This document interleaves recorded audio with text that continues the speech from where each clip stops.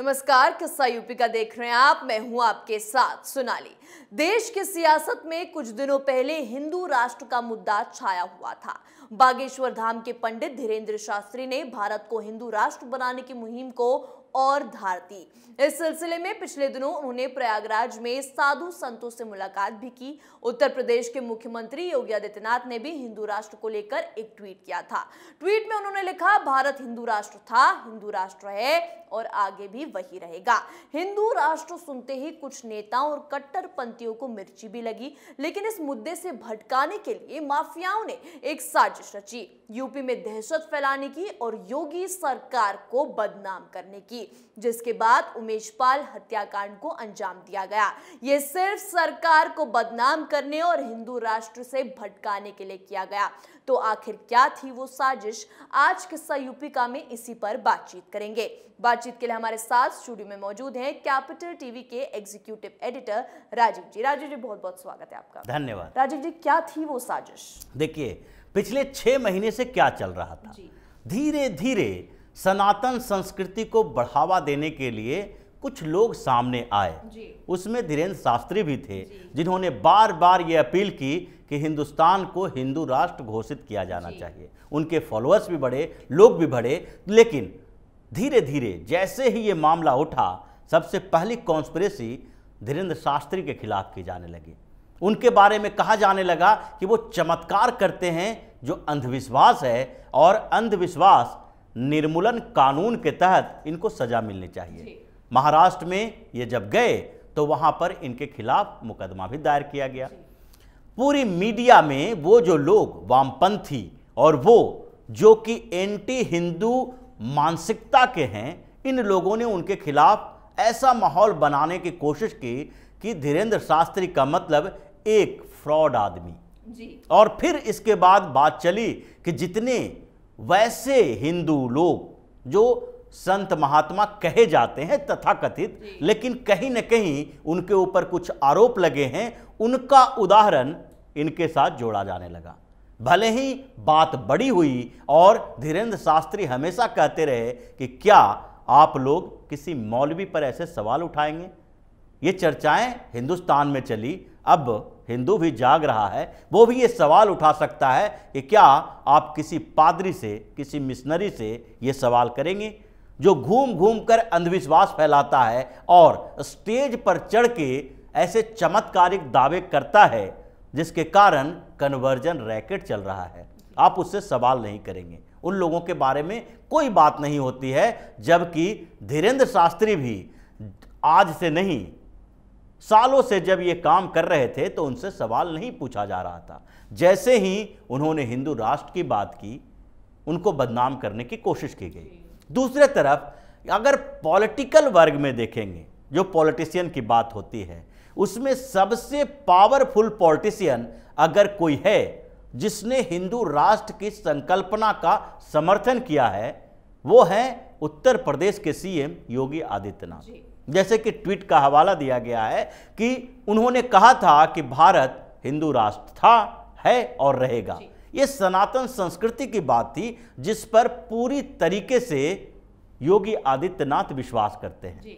मतलब साफ है कि योगी आदित्यनाथ ये कह रहे हैं कि हिंदुस्तान हिंदू राष्ट्र ही था और अभी भी हिंदू राष्ट्र है।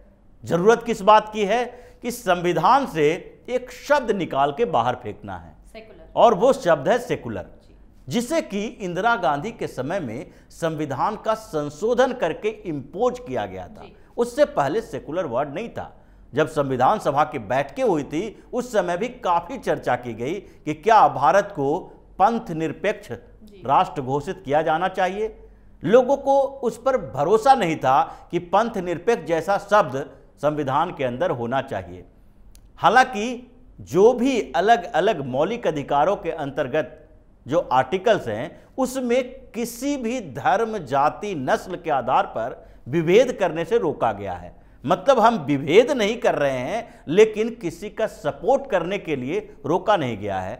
किसी भी धर्म को आधार पर भी सपोर्ट किया जा सकता है।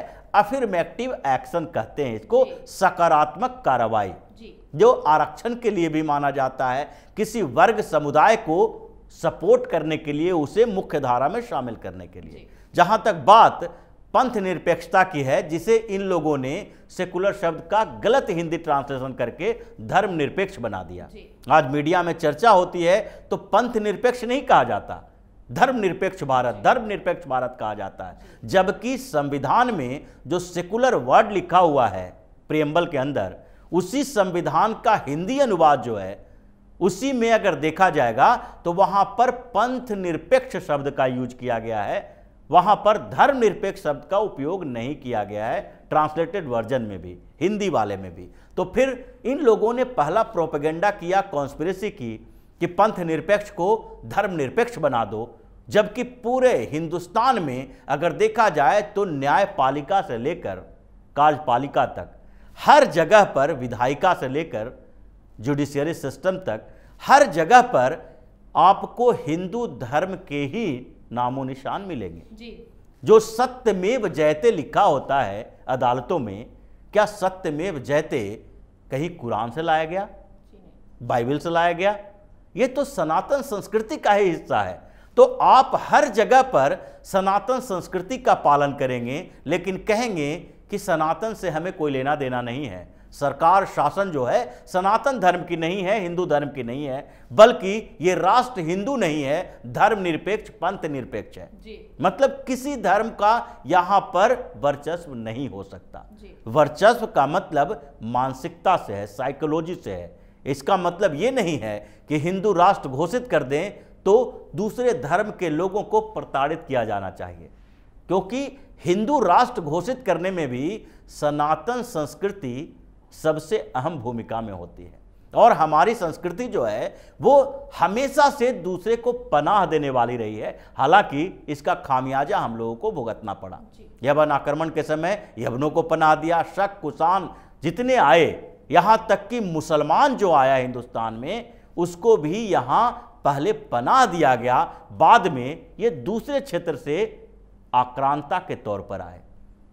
लेकिन सनातन धर्म की संस्कृति, सनातन संस्कृति में वसुधैव कुटुंबकम की बात की गई है, यानी कि हम किसी के विरोध में नहीं जाएंगे, लेकिन फिर भी मानसिक स्तर पर हमें यह तो पता होना चाहिए कि हमारा ही देश है, ये हिंदू राष्ट्र है, एक राष्ट्र की पहचान धर्म के आधार पर हो सकती है, ये धारणा होनी चाहिए। और इसके लिए सबसे प्रबल समर्थकों में से एक, जो पावरफुल लीडर हैं, वो हैं योगी आदित्यनाथ, जो भगवा पहनते हैं, भगवा ओढ़ते हैं और उनके अंदर से बाहर तक भगवा की ही परिकल्पना है।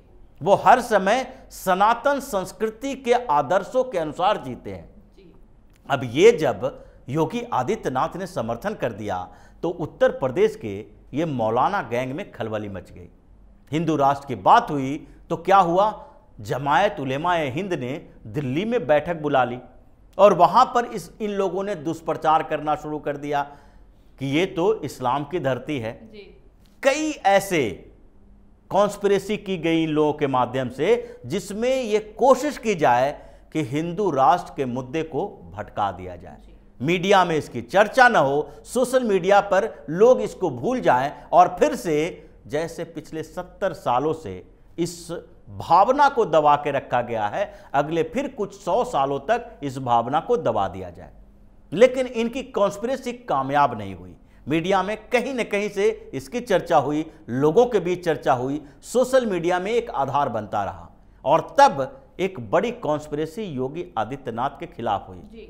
ये सरकार के खिलाफ हुई कि उत्तर प्रदेश में जितना ज्यादा मजबूत योगी आदित्यनाथ रहेंगे, इनकी दावेदारी प्रधानमंत्री पद के लिए उतना ही रहेगा। क्योंकि अभी से ही भारतीय जनता पार्टी में इस बात के लिए चिंतन होने लगा है, मंथन हो रहा है कि आखिरकार मोदी के उत्तराधिकारी कौन होंगे। पीएम मोदी हमेशा तो पीएम नहीं रह सकते और अगला चुनाव जो 2024 में होगा वो उसके बाद 2029 तक मान लेते हैं ये रहेंगे या फिर बीच में ये रिजाइन देंगे, तो उसके बाद इनका उत्तराधिकारी किसे बनाया जाएगा, जिसमें प्रबल दावेदारों में से एक योगी आदित्यनाथ लोगों की भी पसंद रहे हैं। और ऐसे में उत्तर प्रदेश में अगर वो मजबूत होते जाएंगे तो इसका मतलब है कि प्राइम मिनिस्टर की दावेदारी भी मजबूत होगी। और योगी आदित्यनाथ अगर प्राइम मिनिस्टर बन गए तो भारत को घोषित करने की जरूरत नहीं पड़ेगी हिंदू राष्ट्र, क्योंकि जब भारत का प्रधानमंत्री भगवाधारी हो तो फिर वो राष्ट्र हिंदू राष्ट्र ही कहलाएगा। अभी भी अगर मोदी पीएम बने हैं तो उस समय के बाद से आडवाणी जी को कम कट्टर बताया जाने लगा, जिनको कभी लौह पुरुष कहा जाता था। अब अगर पीएम योगी आदित्यनाथ बनेंगे तो फिर से कहा जाएगा कि इनसे अच्छे तो पीएम मोदी ही थे, क्योंकि वो कम से कम भगवा तो धारण नहीं करते थे। अगर ये यूएन की बैठक में शामिल हों, यूएस के साथ मिलें, यूरोप के दौरे पर जाएं, तो वो भगवा धारण करके ही जाएंगे। तो उसके बाद घोषणा करने की जरूरत नहीं होगी, ऑटोमेटिकली भारत हिंदू राष्ट्र हो जाएगा। और इसलिए योगी आदित्यनाथ की छवि खराब करने के लिए इन लोगों ने बड़ी प्लानिंग की, और उस प्लानिंग का एकमात्र हिस्सा था उमेश पाल हत्याकांड, जिसके बाद धीरे धीरे इसे और बढ़ाया जाता, लेकिन योगी ने इन सब की बोलती बंद कर दी। जिस तरीके से एक्शन हुआ वो उल्टा पड़ गया इनका दाव, और अब पूरा गैंगस्टर जितना भी गैंग है उत्तर प्रदेश में वो छटपटा रहा है इस एक्शन से बाहर निकलने के लिए। अतीक अहमद हो या मुख्तार अंसारी हो, सबकी जान पर आफत पड़ी हुई है, गिड़गिड़ा रहा है कि हमें किसी तरीके से बचा लो। तो ये पूरी की पूरी कॉन्स्पिरेसी रही है हिंदू राष्ट्र से ध्यान भटकाने की, और जिसका परिणाम अब इन लोगों को भुगतना पड़ रहा है। बहुत बहुत धन्यवाद राजीव जी बातचीत के लिए। धन्यवाद। तो हिंदू राष्ट्र का मुद्दा क्या उठा, सीएम योगी ने साफ कर दिया था कि भारत हिंदू राष्ट्र है, था और हमेशा रहेगा। लेकिन कुछ माफियाओं को यह बात पची नहीं और उन्होंने यूपी में गुंडागर्दी की प्लानिंग शुरू कर दी। हिंदू राष्ट्र से जुड़े ये माफियाओं ने दिन दिहाड़े एक निर्दोष की हत्या कर दी, जिसके बाद सीएम योगी ने एक्शन शुरू किया और एक के बाद एक इन बदमाशों को दबोचा जा रहा है। और यूपी को बदनाम करने चले ये माफियाओं का एक के बाद एक इनकाउंटर किया जा रहा है और अब इनकी साजिश बेनकाब हो गई है। किस्सा यूपी का में आज के लिए इतना ही। देखते रहिए कैपिटल टीवी उत्तर प्रदेश। नमस्कार।